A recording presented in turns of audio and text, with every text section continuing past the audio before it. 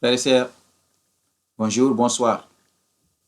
Ce soir, je suis inspiré de parler de l'avènement de notre glorieux Seigneur et Sauveur Jésus-Christ.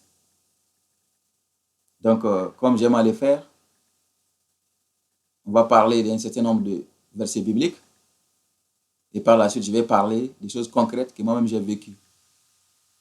Car Jésus, avant de m'amener à parler, il me donne toujours les moyens de parler avec preuve. Donc, tous ceux qui ont entendu parler de Jésus et qui ont plus ou moins un nombre de connaissances sur lui, devraient savoir que Jésus va revenir. Car Jésus était venu il y a un peu plus de 2000 ans, de façon miraculeuse comme on le sait. Il a effectué sa mission, puis il est parti. Et en partant, il a promis qu'il va revenir. Tout comme ça avait été aussi prophétisé avant même qu'il ne vienne. Des siècles et des siècles avant qu'il ne vienne, ça a été prophétisé. Dieu, avant de faire les choses, il informe son peuple à travers ses prophètes. Beaucoup de prophètes avaient parlé de lui. Zacharie, et l'autre, Michée, Isaïe. Beaucoup de prophètes ont parlé de Jésus des siècles et des siècles avant qu'il ne vienne. Et tout a été accompli comme ils avaient dit. Car Dieu ne ment pas. C'est un Dieu fidèle, intègre et parfait. Donc, Jésus est parti, effectivement, et il va revenir. Il va revenir pour chercher son peuple et aussi pour un dernier jugement. Donc, avant de commencer, je vais lire un verset pour introduire. Donc, allons dans le livre de Jean, au chapitre 14, verset 3. Jean 14, verset 3.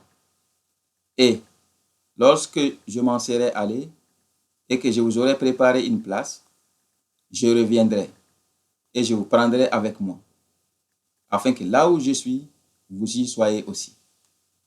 Ça, c'est la promesse des promesses. C'est Jésus qui parle comme ça. Il va aller, il va nous préparer de la place, puis il va revenir nous chercher. C'est vrai, c'est vrai. Car c'est Jésus lui-même qui parle comme ça. Notre Seigneur et Sauveur. Par son acte de bravoure qu'il a effectué ici, à Golgotha, dans le monde ici, et tout ce qu'il a fait ici, lors de son séjour, après ça, Dieu lui a donné toute autorité. Il est le chemin, l'unique chemin qui mène au ciel. Il n'y a pas autre nom qui a été donné. Il y a Jésus. Jésus seulement et lui seul, qui est notre Sauveur. Donc, frères et sœurs, pour ceux et celles qui ne sont pas encore venus à Jésus, c'est le moment de méditer, de réfléchir et d'y penser. Car il peut venir à tout moment. Parce que tout ce qui a été dit comme signaux, comme signe annonciatif, on les vit maintenant. Ça devient le quotidien. C'est devenu vraiment notre quotidien. Les signaux des derniers temps.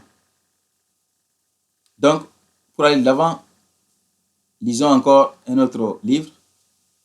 Cette fois-ci, on va voir le livre de Matthieu au chapitre 24, du verset 3 au verset 14. Et il s'assit sur la montagne des Oliviers. Et les disciples vinrent en particulier lui faire cette question. Dis-nous, quand cela arrivera-t-il? Et quel sera le signe de ton avènement et de la fin du monde? Jésus leur répondit. Prenez garde que personne ne vous séduise, car plusieurs viendront sous mon nom, disant, c'est moi qui suis le Christ, et ils séduiront beaucoup de gens. Vous entendrez parler de guerre et de bruit de guerre. Gardez-vous d'être troublés, car il faut que ces choses arrivent. Mais ce ne sera pas encore la fin. Une nation se lèvera contre une nation, et un royaume contre un royaume. Et il y aura en divers lieux des famines et des tremblements de terre. Tout cela ne sera que le commencement des douleurs. Alors on vous livrera au tourment, et l'on vous fera mourir, et vous serez haïs de toutes les nations à cause de mon nom. Alors aussi plusieurs succomberont, et ils se trahiront, se haïront les uns les autres.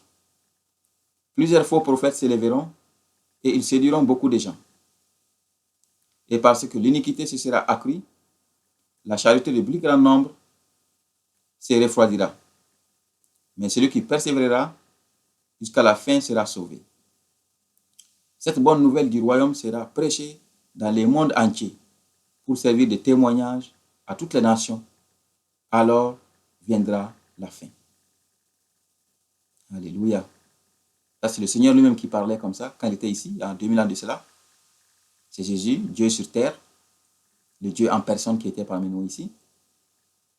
Dieu, par son amour qu'il a pour son peuple, il a sacrifié son Fils unique, bien-aimé Jésus. Il l'a envoyé au monde ici, le sacrifier pour nous sauver, nous. Pour que nous ayons la vie éternelle. Pour que tous ceux qui croiront, qui se repentiront, qui se remettront vraiment à Dieu à travers Jésus, soient sauvés. Donc, une bonne partie de notre salut, ça passe par nous. Donc voilà, il a enseigné, il a donné un certain nombre de signes, des choses qui vont arriver, pour annoncer la fin des temps. Effectivement, tout ce qu'il a dit ici, c'est long, mais tout est là, on le vit maintenant. Des guerres, des tremblements de terre, les gens qui se tuent, la haine entre les gens, les querelles dans les familles, entre pays, les pertes de foi, beaucoup de choses. Effectivement, on voit que toutes ces choses-là existent. On voit même du monde qui dit que voilà, ils croyaient avant, mais ils sont fatigués, maintenant ils ne croient plus. Je rencontre très fréquemment des gens qui me disent que non, ils sont fatigués, ils ne croient plus, que ça fait longtemps qu'on parle de ces choses. Et on entend toutes sortes de choses. Il y a des gens que je croise, ils me disent que non, ils ne croient ni à Jésus ni au diable. Et il y en a aussi qui disent qu'ils croient mais ils ne pratiquent pas. Il y en a qui disent que non, ils sont dans le cœur et que ça leur suffit. Toutes sortes de choses. Les gens sont vraiment emprisonnés. Les gens sont vraiment emprisonnés. Ils sont détenus par l'ennemi, par le diable. Vous voyez? Parce que n'oubliez pas que le diable, il est tout à fait le contraire de la volonté de Dieu. Le diable, en quelque sorte, c'est un concurrent à Jésus. Jésus veut notre bien, lui veut notre mal. Jésus veut qu'on aille dans la vie éternelle. Le diable veut nous amener avec lui dans l'enfer. Jésus, c'est la lumière, le diable, c'est les ténèbres. Toutes sortes de différences. Mais c'est à nous maintenant de vouloir suivre Jésus et lui, il va nous aider. Mais le premier pas, c'est nous qui devons commencer. Vous voyez, il y a tous ces mondes-là et tous ces mondes de signaux, de signes annonciateurs qui ont été donnés par notre Seigneur il y a 2000 ans de cela et qui sont toujours là. Vous voyez, c'est un Dieu, il sait tout. Jésus étant personne sur cette terre, avait l'Esprit de Dieu avec lui. Il avait tous les savoirs, toutes les puissances, toutes les connaissances. Donc, il est plus qu'un prophète. Les gens disaient qu'il y en a qui disent, dans certaines confessions, on le prend pour un prophète. D'autres disent un prophète spécial. Jésus n'est pas qu'un prophète. Il avait la prophétie. Il avait encore d'autres choses. Donc, pour aller de l'avant, essayons de voir un autre passage. Cette fois-ci, voyons le livre des Actes. Actes des Apôtres, au chapitre 2, du verset 16 à 21. Acte 2, 16 à 21. Mais c'est ici ce qui a été dit par le prophète Joël. Dans les derniers jours, dit Dieu, je répandrai de mon esprit sur toute chair. Vos fils et vos filles prophétiseront. Vos jeunes gens auront des visions. Et vos vieillards auront des songes. Oui, sur mes serviteurs et sur mes servantes. Dans ces jours-là, je répandrai de mon esprit et ils prophétiseront. Je ferai paraître des prodiges en haut dans les ciels et des miracles en bas sur la terre. Du sang, du feu et une vapeur de fumée. Le soleil se changera en ténèbres et la lune en sang. Avant l'arrivée du jour du Seigneur, de ce très grand et glorieux jour, alors quiconque invoquera le nom du Seigneur sera sauvé. Ça, c'est toujours quelque chose qui a été prophétisé par le prophète Joël, qui est repris par les apôtres ici. Là encore, c'est des choses des derniers moments. Il dit que les visions, les songes, les prophéties vont se multiplier. Contrairement à certaines doctrines qui disent que non, la prophétie c'est fini, ça appartient au vieux temps passé. C'est tout à fait le contraire, parce que c'est dit ici clairement qu'au dernier moment, au dernier temps, la prophétie elle est là, ça continue. Nous, on vit ça ici quotidiennement, on a la prophétie. La prophétie, c'est Dieu qui révèle des choses à quelqu'un qu'il a choisi, qui est prophète. Il lui révèle des choses, c'est ça, que les autres ne sont pas capables de savoir. C'est ça la prophétie. L'ampleur peut varier, mais la prophétie, c'est ça. C'est quelqu'un qui communique avec Dieu, un messager de Dieu. Donc ça ne peut pas finir. Dieu est vivant, nous sommes là. Pourquoi il ne va pas communiquer avec nous? Pourquoi? Et voilà, les songes et les rêves aussi, c'est clair. Les visions, ça se multiplie. Effectivement, c'est vrai. Moi-même, personnellement, c'est devenu mon quotidien. J'ai déjà eu l'échange 4 fois. J'ai vu Jésus. Et j'ai encore 2 autres surprises pour vous que je vous donnerai à la fin de ce message. C'est très récent comme vision, comme songe qui vient du Seigneur. Et vous voyez, c'est même d'ailleurs l'objet principal de la vidéo de ce soir. Donc, on a toutes ces choses-là qui sont là comme annonciateurs, annonciatrices de la venue de notre Seigneur et Sauveur Jésus-Christ. Alors, donc, en ce qui me concerne, les mensonges et mes visions, j'ai déjà parlé de ça. J'ai fait un premier témoignage de l'apparition de Jésus, puis j'ai fait encore un deuxième témoignage dans lequel j'ai parlé des 4 visions, du 19 décembre, du 1er février, du 12 février et du 28 mars. Et maintenant, le 27 mai et le 1er juin aussi, il y a quelque chose. Je vais vous le dire ça un peu plus tard. Donc, voyons encore un autre verset. Cette fois-ci, c'est l'apôtre Paul qui envoie la lettre à Timothée. Timothée qui était un pasteur bien-aimé de Paul, qui était à l'église d'Éphèse. Donc, sa deuxième lettre, donc c'est 2 Timothée, chapitre 3. 2 Timothée 3, du verset 1 au verset 7.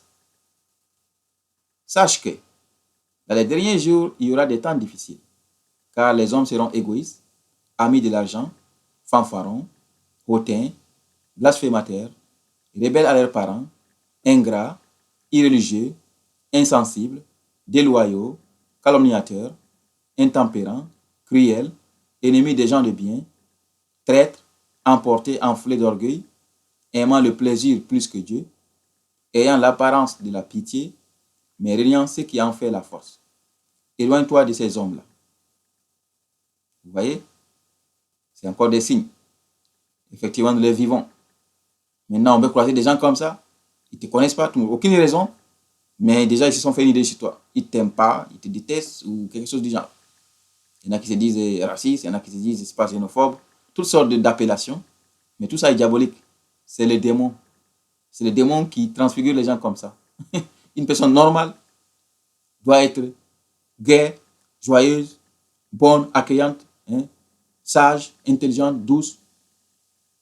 Mais lorsqu'on est démoniaque, on est atteint par des esprits impurs, on développe toutes ces choses-là, tous ces défauts-là. Et c'est des signes qui font partie des derniers jours. Vous voyez?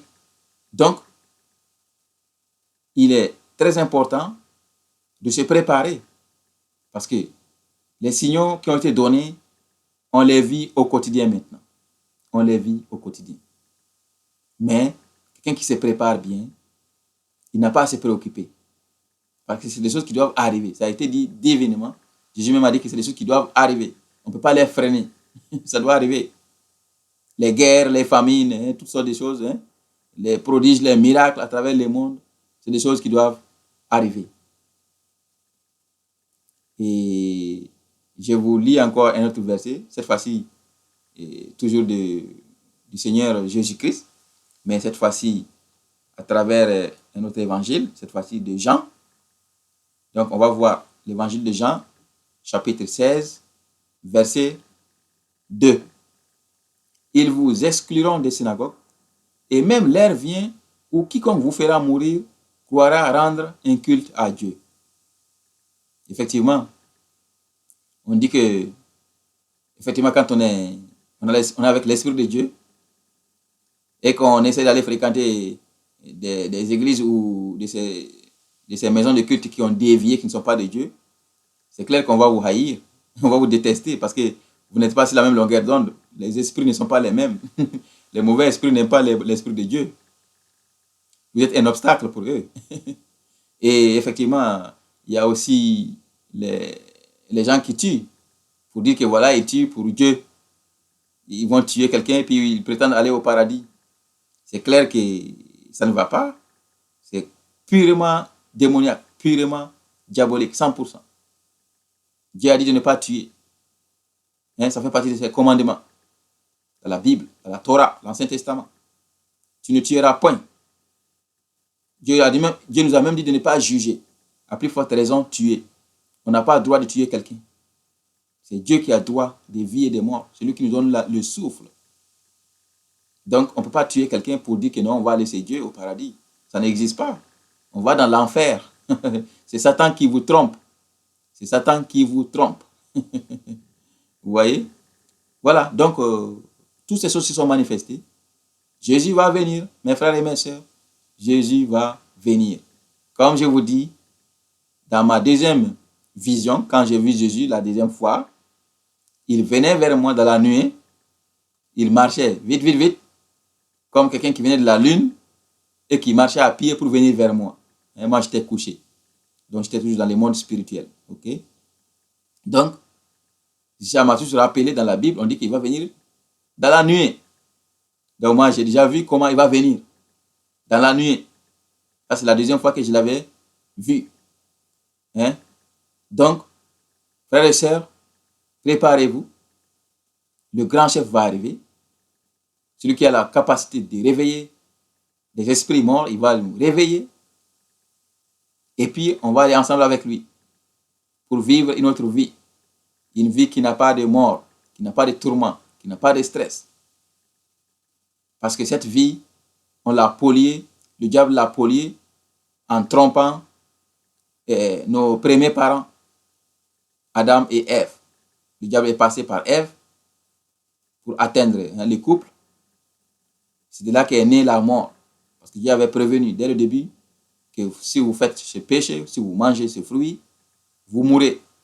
Mais le diable est parvenu à les faire dévier. Et c'est la même chose qu'il fait même maintenant. C'est son travail. Le diable, il est destiné à l'enfer éternel. Lui et tous les anges rebelles qui sont avec lui, qui sont les démons. Donc, lui, ce qu'il veut, c'est de ne pas aller tout seul en enfer. Il va aller avec beaucoup de monde avec lui. C'est comme un défi pour lui. Hein, c'est comme un défi. Il veut défier Dieu, il veut défier Jésus. Il va aller avec beaucoup d'enfants de Jésus avec lui en enfer. C'est ça son défi. Mais c'est à nous d'éviter cela. En quoi faisant? En confiant notre vie à Jésus. Lorsqu'on vient à Jésus, il y a toute une série, toute une gamme d'outils de protection, de défense. Hein? Il y a la prière, il y a notre foi, hein? Il y a la parole, la Bible. Vous voyez, beaucoup de choses pour nous défendre contre les anges, contre Satan lui-même. Parce que Satan, c'est une vie de tourment. C'est les ténèbres. Mais quand on est en Jésus, on a des outils de protection. Lorsqu'on n'est pas avec Jésus, on est avec Satan lui-même. Et dans ce cas, on est à sa merci. Il fait de nous ce qu'il veut. C'est ça. C'est ça que les gens doivent comprendre. Lorsqu'on n'est pas avec Dieu, on est avec le diable. Il n'y a pas mi-chemin. Ceux qui disent qu'ils sont croyants non pratiquants, ils sont avec le diable. Ceux qui disent qu'ils ne croient pas, ils sont avec le diable. Ceux qui disent que non, ils ne croient ni au diable ni à Jésus, ils sont avec le diable.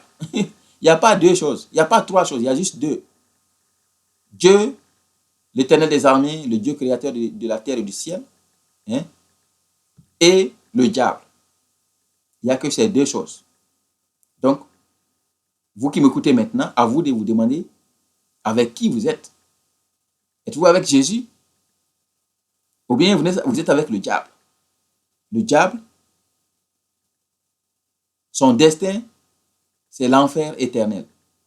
Il sera jeté dans l'étang de feu et de soufre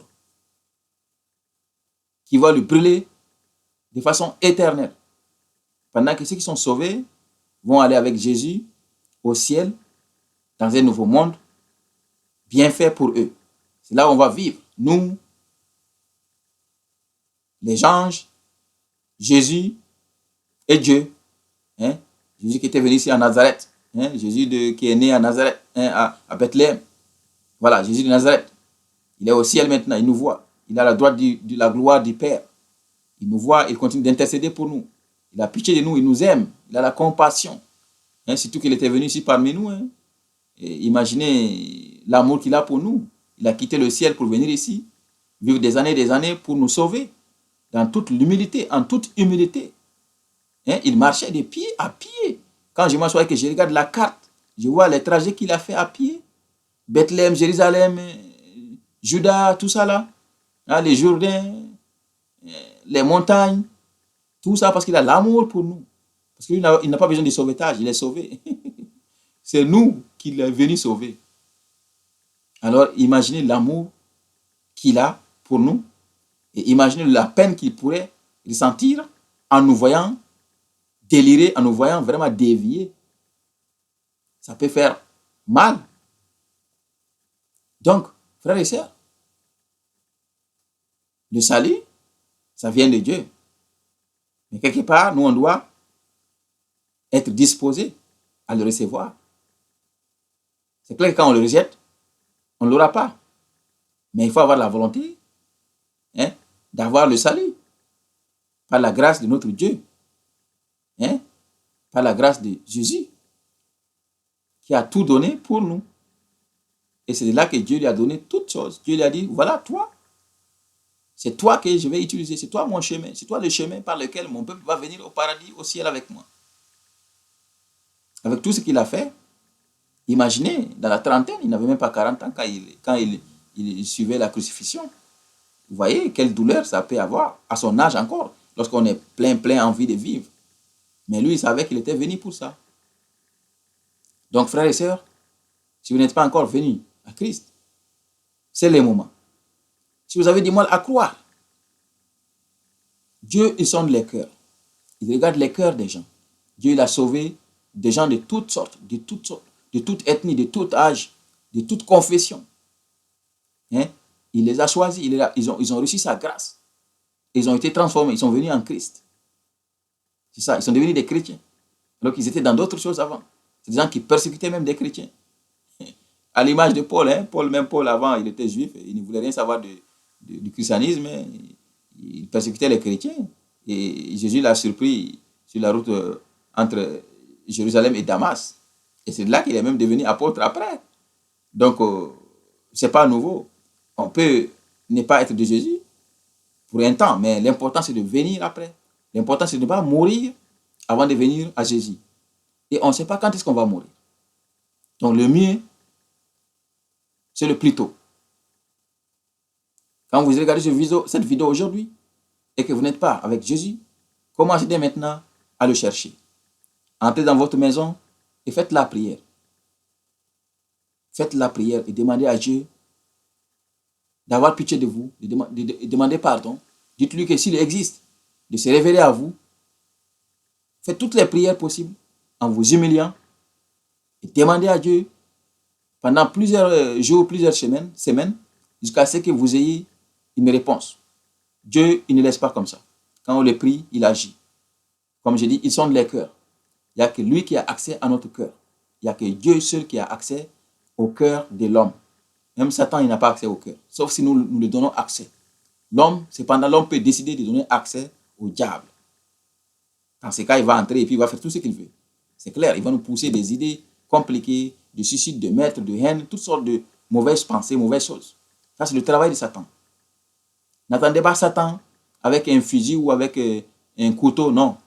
Satan, c'est un esprit. Tranquillement, il vous entre dans les pensées et puis il vous fait faire des mauvaises choses. C'est ça, Satan. Donc, lorsqu'on est protégé avec l'Esprit de Dieu, il n'a pas accès. Il ne peut pas faire tout ça. Donc, mes frères et sœurs, c'est le moment de venir à Jésus. Jésus peut venir à tout moment. À tout moment. Les moments, on ne le sait pas. On ne sait pas quand est-ce qu'il va venir. Lisons quelques versets ensemble. Alors, livre de Matthieu, chapitre 24, versets 33 à 36. De même, quand vous verrez toutes ces choses, sachez que le Fils de l'homme est proche, à la porte. Je vous le dis en vérité, cette génération ne passera point que tout cela n'arrive. Le ciel et la terre passeront, mais mes paroles ne passeront point. Pour ce qui est du jour et de l'heure, personne ne le sait, ni les anges des cieux, ni le Fils, mais le Père seul. Vous voyez, ça c'est Jésus lui-même quand il était parmi nous ici. Il a dit que voilà, il va venir, mais l'heure et le jour, il ne le sait pas. Que même les anges qui sont au ciel ne le savent pas. C'est Dieu seul qui le sait. Le Dieu créateur de la terre et du ciel. Le Dieu, le tout-puissant Dieu miséricordieux, qui a envoyé Jésus. C'est lui seul qui sait.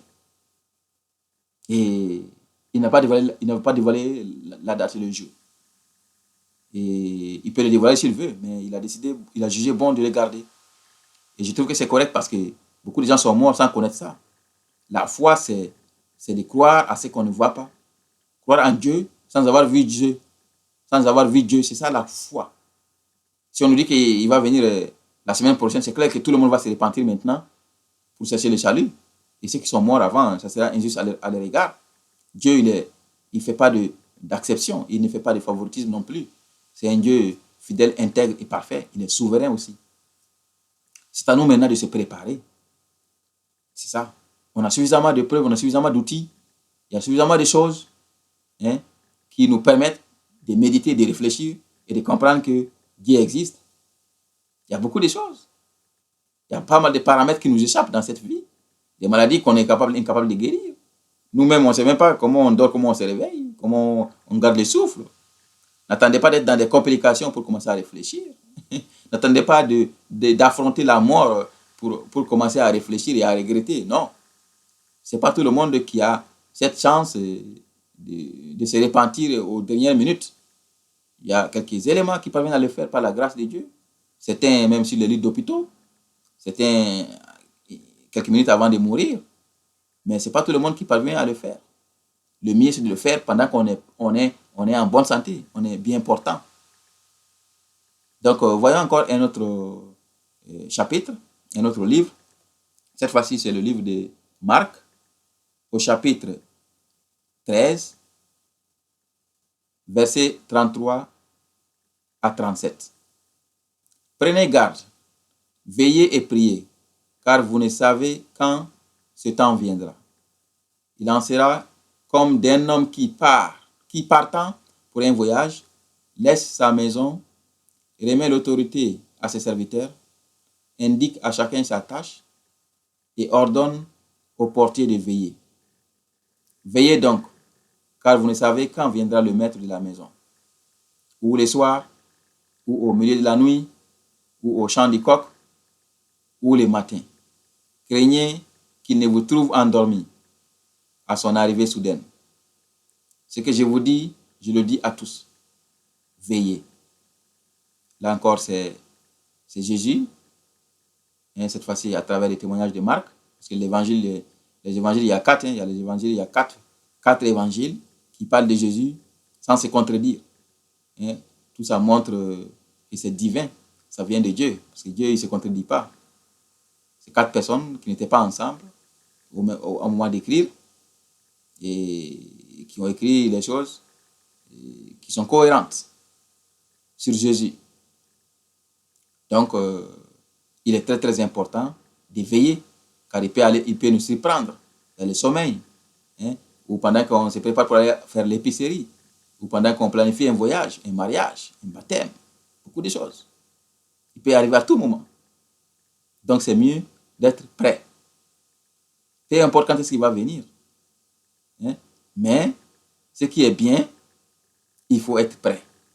Parce que quand on est prêt et qu'on meurt avant qu'il ne vienne, on n'a pas à se préoccuper parce que notre âme, il est très bien gardée, jalousement gardée par le Seigneur, hein, en attendant la résurrection. L'âme, il est là. Mais si on meurt, n'étant pas de lui, là, l'âme, il va dans les tourments. C'est clair. Notre âme, il ne sera pas tranquille, il ne sera pas en paix. Parce qu'à la résurrection, l'âme, là, il va dévier dans l'enfer avec le diable et tous ses démons. Seuls ceux qui ont eu le salut iront avec Jésus dans le nouveau monde. Donc le mieux, c'est de préparer. Il peut venir ce soir, il peut venir demain, il peut venir dans un mois, dans un an. Mais le mieux, c'est d'être prêt. Même s'il vient dans un siècle et demi, lorsqu'on est prêt, notre âme qui va nous quitter sera au repos en attendant la résurrection. Ce qui compte, c'est ce qui est important. Donc, ce n'est pas parce que ce n'est pas encore arrivé, ça fait longtemps qu'on le dit, c'est clair, c'est vrai.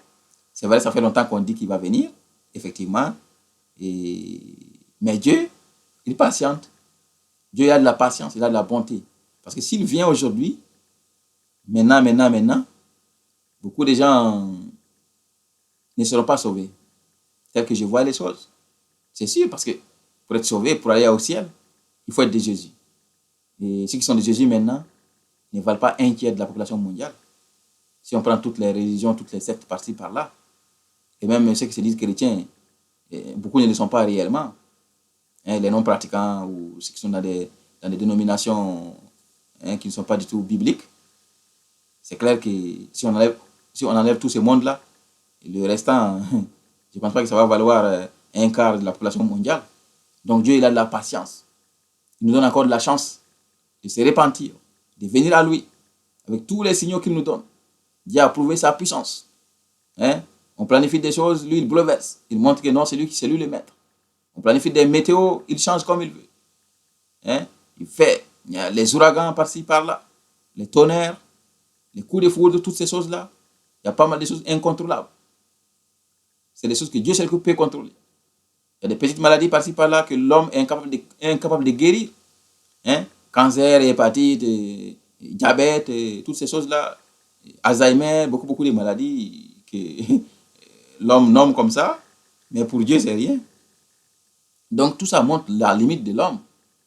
Pourtant, l'homme, il n'arrête pas d'être orgueilleux, croyant tout savoir, avec ces petits savoirs qu'on a, que d'ailleurs c'est Dieu qui nous a donné ces savoirs pour qu'on survive avec. Et on se permet de se confronter à Dieu et jusqu'à aller dire que non, il n'existe pas. C'est triste. Comment pouvons-nous dire que Dieu n'existe pas en regardant ces mondes et tout son contenu et tous ces événements qui se produisent au quotidien? Comment on peut se permettre de dire que non, on ne croit à rien? Pensez-vous que tous ces mondes-là qui croient, qui parlent Dieu tous les jours, est fou? Je ne pense pas. Je ne pense pas que les gens qui croient en Dieu soient des fous. C'est des gens normaux. Donc Dieu, il patiente. En ce qui concerne la patience, lisons un autre passage. Cette fois-ci, c'est Pierre. Dans les épîtres, il y a Pierre aussi qui a écrit. Et ça, c'est la deuxième lettre. Donc 2 Pierre, chapitre 3. Donc on va lire du verset 1 au verset 9. 2 Pierre 3. Voici déjà, bien-aimés, la seconde lettre que je vous écris. Dans l'une et dans l'autre, je cherche à éveiller par des avertissements votre saine intelligence, afin que vous vous souveniez des choses annoncées d'avance par les saints prophètes et du commandement du Seigneur et Sauveur, enseigné par vos apôtres, sachant avant tout que dans les derniers jours, il viendra des moqueurs avec leurs railleries marchant selon leurs propres convoitises et disant, où est la promesse de son avènement? Car depuis que les pères sont morts, tout demeure comme dès le commencement de la création. Ils veulent ignorer en effet que des cieux existèrent autrefois par la parole de Dieu, de même qu'une terre tirée de l'eau est formée au moyen de l'eau, et que par ces choses le monde d'alors périt, submergé par l'eau. Tandis que par la même parole, les cieux et la terre d'à présent sont gardés et réservés pour le feu, pour le jour du jugement et de la ruine des hommes impies. Mais il est une chose, bien-aimés, que vous ne devez pas ignorer, c'est que devant le Seigneur, un jour est comme 1000 ans, et 1000 ans sont comme un jour. Le Seigneur ne tarde pas dans l'accomplissement de la promesse, comme quelques-uns le croient, mais il use de patience envers vous, ne voulant pas qu'aucun périsse, mais voulant que tous arrivent à la repentance. Vous voyez, c'est long discours, effectivement. C'est pas, ça fait 2000 ans qu'on parle de ça. Qui va venir, qui va venir. Certains disent que non, finalement, on ne croit plus parce que ça fait longtemps qu'on parle de ça. Mais voilà, quelqu'un qui est inspiré, hein, Pierre qui est inspiré, qui parle divinement comme ça, qu'effectivement, le Seigneur, notre Dieu, use de patience. Il n'a pas oublié, il n'a pas abandonné non plus. Il va revenir. Donc, il est bien de garder la foi, hein, d'être prêt, car il peut venir à tout moment. Et effectivement, comme il l'a dit, effectivement, avant, il y a un monde qui a péri, parce que, effectivement, les gens se sont mal comportés, et Dieu, il s'est fâché dans sa colère, il a fait disparaître tout le monde. C'est de ça qu'il parle ici, dans le déluge, au temps de Noé. Et cette fois-ci, ce n'est pas l'eau qui va nous détruire, qui va détruire les gens, mais c'est le feu cette fois-ci. Cette fois-ci, c'est un feu dévorant. Donc, je ne sais pas lequel des deux est mieux, mais tous deux, c'est triste. Le mieux, c'est d'être vraiment prêt, d'être vraiment à voir le salut. C'est la meilleure des choses. Donc, mes frères et mes sœurs, donc notre Dieu attend encore que ceux qui sont encore indécis, ceux qui sont encore dans la perdition, qu'ils se répandent. Se repentir n'est pas compliqué. Il faut avoir la volonté, il faut croire en Dieu, reconnaître qu'on est pécheur, reconnaître que Jésus est notre sauveur, l'unique, qu'il est mort pour nous, qu'il va revenir nous chercher, il est ressuscité. Une repentance, c'est ça l'idée globale. Donc, si quelqu'un parvient à se repentir, on abandonne sa vie ancienne et puis on renaît de nouveau avec une nouvelle vie en compagnie de Jésus-Christ. Son esprit sera avec nous tous les jours pour nous guider. L'esprit consolateur, l'esprit éclaireur. Donc, mes frères et mes sœurs, globalement, le message, c'est ça. Maintenant, les bonnes nouvelles que j'ai, c'est que la semaine passée, donc le mardi 26 mai, dans les songes, j'ai vécu la crucifixion de Jésus-Christ. Vous voyez? D'ailleurs, quelques 2 jours avant cela, en évangélisant, j'avais croisé quelqu'un d'une autre confession qui disait que non, Jésus n'a pas été crucifié, que l'église romaine les Romains de l'époque l'ont remplacé par quelqu'un d'autre ou quelqu'un d'autre est venu à sa place pour le sauver, plein de choses comme ça, et que Jésus ne pouvait pas mourir, il est Dieu, il a fait beaucoup de miracles, beaucoup de prodiges, c'était un super prophète, il ne pouvait pas mourir. Bon, ça se voit qu'il ne connaît pas la Bible, il ne connaît pas l'histoire. Jésus, sa mission principale était de venir nous sauver, il était venu de se sacrifier pour nous, hein, le sacrifice pour l'humanité tout entière. Jésus même savait qu'il allait mourir, il l'a même dit.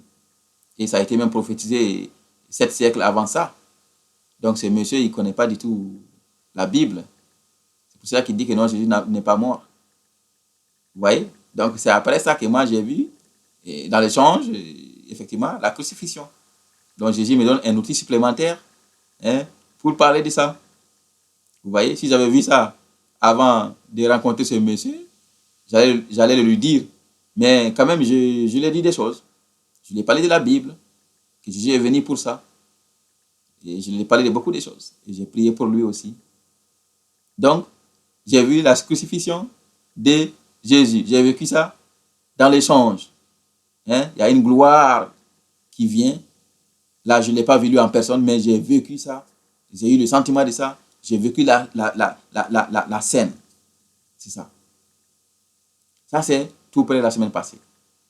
Et cette même semaine, le lundi, 1er juin, dans l'échange, on me dit d'aller dire que sa venue est proche. Donc, Jésus me dit que d'aller annoncer que sa venue est proche. Le retour de Jésus est proche. C'est bien ce que vous avez entendu. Jésus me dit de dire, d'aller annoncer que son retour est proche. J'insiste là-dessus, frères et sœurs. J'insiste là-dessus. Jésus-Christ a dit que sa venue est proche. Je ne vous mens pas. Il me l'a dit le 1er juin 2015. De la même façon qu'il me parle aux autres rencontres, il m'a été dit qu'il va revenir. Parce que quand je vais évangéliser, beaucoup de gens me demandaient, quand je dis que j'ai vu le Seigneur, beaucoup de gens me demandaient, il t'a dit quoi? Il a quel message pour nous? Donc, beaucoup de choses comme ça. Bon, dans certaines de mes rencontres, il ne m'a pas parlé. Il a certainement fait des choses, puis il est parti. Dans certaines de mes choses, c'est des réponses à une prière. Donc, en voyant les contextes de son apparition, je comprends ma réponse. J'ai ma réponse. Donc, c'est une réponse à une prière. OK? Maintenant, le message qu'il m'a donné pour les gens, effectivement, c'est d'aller parler à son peuple. C'est ça. Et là, il me dit, comme un autre message qu'il m'a donné, est que il va venir et que sa venue est proche. Frères et sœurs, préparez-vous, c'est très très sérieux. Vous qui m'écoutez, qui n'êtes pas de Jésus, c'est le moment pour vous.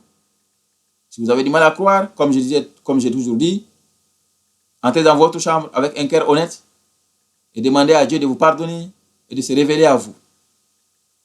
Il va faire quelque chose pour vous.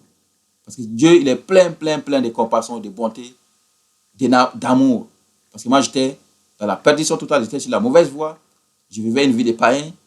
Quand il m'a repêché, il m'a sauvé, il m'a béni. Il peut le faire pour tout le monde. Il faut le chercher, il faut avoir un bon cœur. Dieu, il sonde les cœurs. Il fait grâce. Dieu, il fait grâce sans se fatiguer.